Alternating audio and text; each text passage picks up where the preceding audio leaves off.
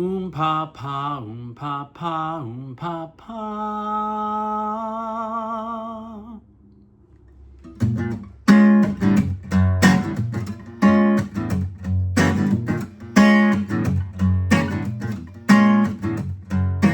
Fat, sweaty bulldog stood in the sun. Stone Village swamp man, slow motion run. Tender pole police walker, precious birthday fudge.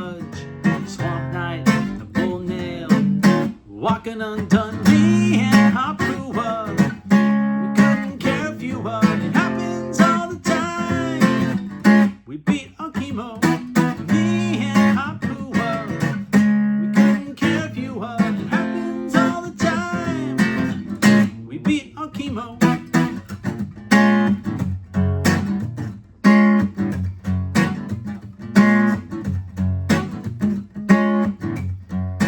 Hot liquor, stone jack, bitter toothless flesh, chabby pimple chin slime, evil milky rash. Me and Harpua, this plastic dead-eyed hound, oozing red like skull cap. Coming to your town, we'll have you party down. Me and Harpua, we couldn't care if you were. It happens all the time. We beat our chemo. Me and Harpua, we couldn't care if you were. It happens all the time. We beat our chemo.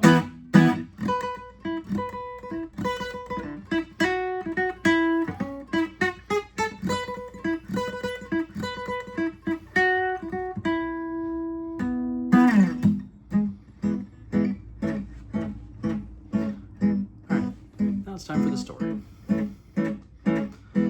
So, the band Phish has been around for a long, long time. And they've gone through a few different eras. Back in the old days, they used to play this song all the time. And the old timers, known as the 1.0s, have fond memories of this. And the younger generation, a lot of times, just haven't seen it. And that's fine. But there was an old man who used to go to Phish all the time. He remembers some Harpuas. He used to listen to them religiously and trade shows, trade tapes in the back in the parking lots. Made lots of friends. Had a good life with it. Then Phish broke up. They did it for a couple of years. Then they came back. It was rough, but he figured it out. He survived. But then 2.0 was kind of even really rough. It was almost like, man, it would have been better if they just didn't come back. This guy had the van. He had the stickers. He had the patches on his pants. He toured with them. He did all the things. But when 2.0 imploded, it got real bad. He got so mad at society and for all the young kids who came in and were only there for the drugs and not the music. He just got bitter. And when people in town would see him, most of the time they didn't even know what Phish was. They would just give him a hard time for looking like a weird hippie. But even if they did know, they'd be like, oh my God, the drugs did him in and they were no good. Like, we're better off without him. And he got so mad, he took his van, he moved out to the country, kind of tried to go off the grid. Not 100%, but as off the grid as he could get, because he hated all those people who, like, they seemed like they were right because the thing he had loved had died. He just basically became this crazy old guy with a beard, and eventually got himself a dog. He found a stray dog that wandered near his house, his van. And he took that dog, and he was trying to be nice to it, but he was still just so angry that the dog just built up resentment. He could feel the anger that this guy had. Anyway, this dog's name was Harpua, which is what this song's about.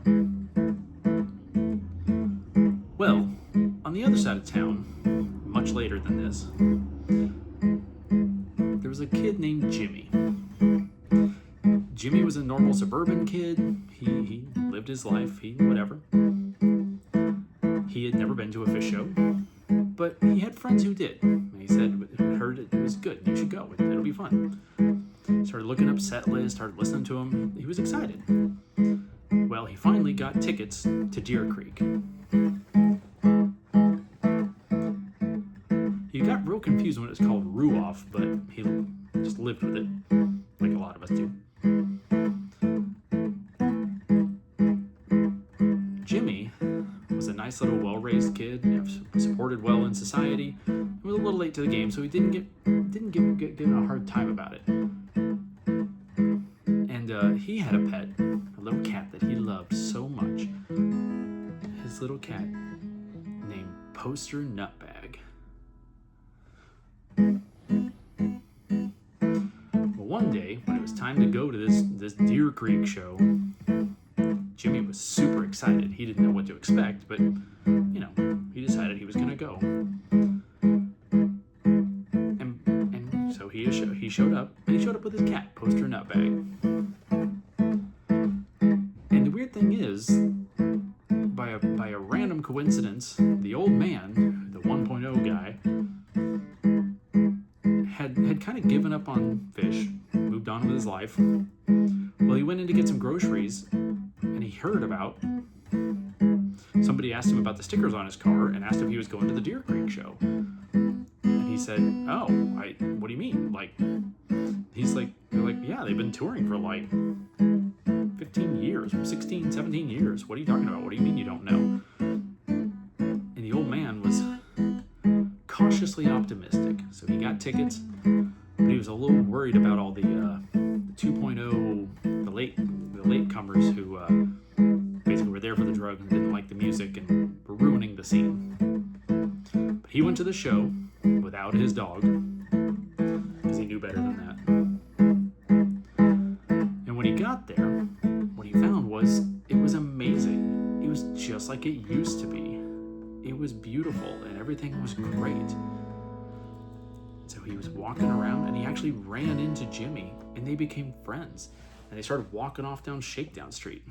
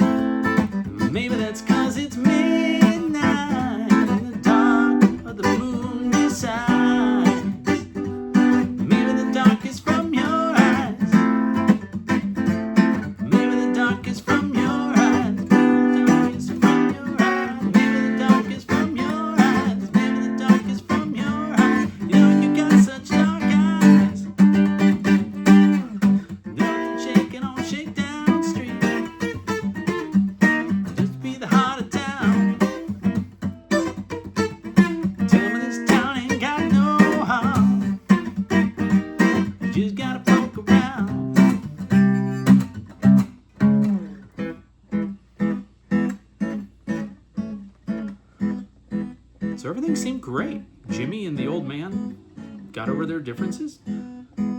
Jimmy was so excited to meet someone who knew what the scene was like and could show him around. The old man was excited to see that the kid was actually passionate about the music and not just there to get a bunch of drugs and be a jerk. And Poster Nutbag was just wandering around the whole time, and that's fine.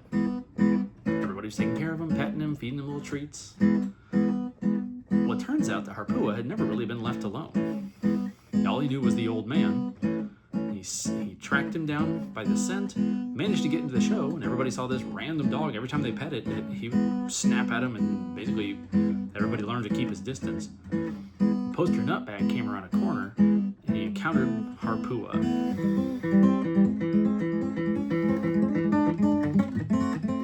All of a sudden, Harpua arched his back like he was going to attack, jumped,